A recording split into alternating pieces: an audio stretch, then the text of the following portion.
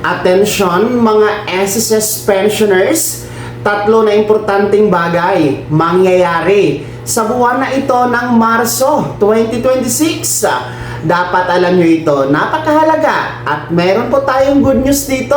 Mamaya-maya pag-uusapan natin. Hello mga ka-vlogs, welcome dito sa aking YouTube channel.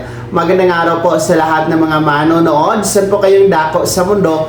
Kumusta kayo mga ka-vlogs? Eto, dahil March na nga po tayo ngayon, no? Today is March 3, 2026.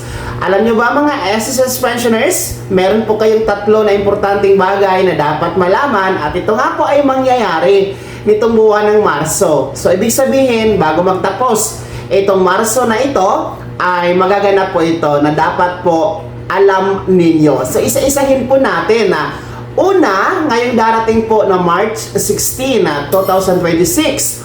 Kung makikita nyo po sa inyong kalendaryo, ang March 16 ay natapat sa araw ng Lunes.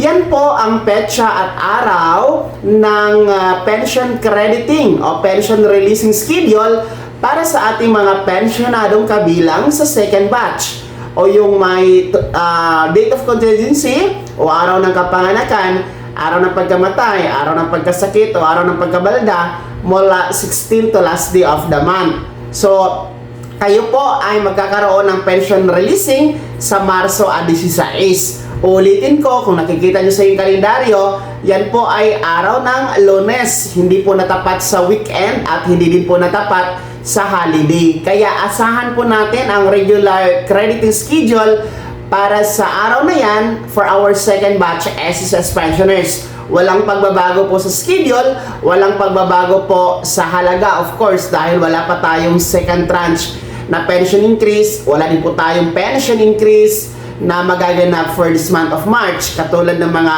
unang batch, mga ka-vlogs, ay wala po kayong pension increase din na matatanggap. So, tanging pension nyo lamang ang makukuha, wala nang iba. So, una po yan ha, March 16, 2026. Pangalawa po na importanteng bagay na magaganap ngayong buwan ng Marso 2026, huwag niyo pong kalimutan ha, ang inyo pong pagbabayad ng inyong SSS loan obligation. Para po sa mga meron pong loan obligation, no, whatever kung anong klaseng loan po yan, no, gaya ng salary loan, calamity loan, restructured loan, emergency loan, yung ating educational loan, kailangan pong magbayad tayo ng ating loan obligation kay SSS on time. No? Ibig sabihin ng on time, dapat walang arrears on or before at walang hindi dapat ito lilipasan ng ilang araw mga ka-vlogs, no? From the original due date mga ka-vlogs. So, ang SSS kasi nagpapato po ng extra fees and penalty para po sa mga overdue o hindi nabayarang SSS loan. Kaya dapat talaga na magbayad ng on time, no, sa ating mga loan obligation kay SSS. Yung ating pong mga pension loan, huwag kayong mag-alala dahil hindi nyo na kailangang magbayad niyan sa cashier kay SSS dahil ang pension loan na pagbabayad ay automatic po kasi ang dinideduct ni SSS sa buwan ng pensyon ng ating mga pensionado. Yung kalahati, kinukuha po yan para i-deduct doon sa pension loan. So, automatic po ang ating pension loan. Pero yung salary loan, restructured loan, emergency loan, educational loan, calamity loan, dapat tayo ang magbabayad niyan sa counters o SSS cashiers mga ka-vlogs. At tandaan nyo po sa pagbabayad ng SSS loan obligation, kailangan po mag-generate ng payment reference number or PRN para po sa real posting, no? Agad-agad na mapupost, tamang tao, tamang halaga, no? Ay kailangan talaga natin ng PRN or payment reference number. I-generate nyo po ito sa pamamagitan ng inyong My SSS account, no? Punta kayo sa services, hanapin nyo po yung PRN, then generate, tapos screenshot nyo po o ilista nyo po, yun ang ipapakita nyo sa cashier o yung mga collected payment partners na accredited ni SSS during your payment sa inyong SSS loan obligation. So, wag kaligtaan ha, pay or magbayad po kayo ng loan obligation on time kay SSS ngayong buwan ng Marso, mga ka-vlogs.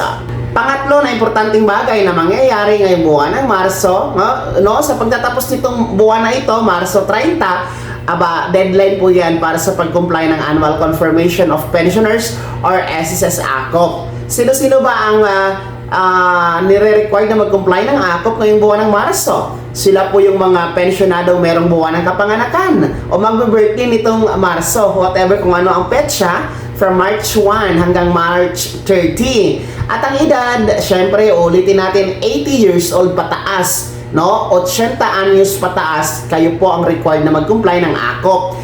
Ayon po yan sa Circular Number 2023-013 ni SSS, mga ka-vlogs. At agahan nyo na, no? Kahit ang birthday nyo ay next week pa, or third week, or last week nitong Marso, ngayon pa lang pwede nyo nang simulan. Agahan nyo na para hindi makaligtaan, ha? At siguradong makomply ang ACOP. Magtungo na po kayo, mag-walk-in na sa pinakamalapit na SSS branch sa inyong lugar to comply your ACOP. Sa mga bedridden, pwede po tayo magpadala ng authorized representative.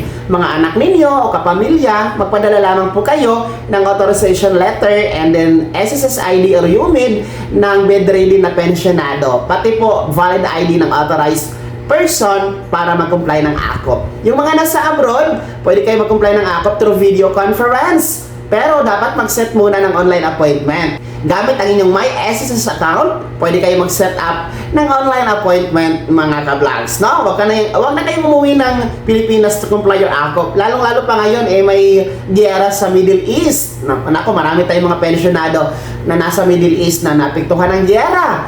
So, wag na kayong umuwi. You can comply your ACOP through video conference, no? Please comply your ACOP. Agahan nyo na. Ulitin ko, wag na kayong makantay sa last week. Wag na kayong makantay sa deadline na March 30, no?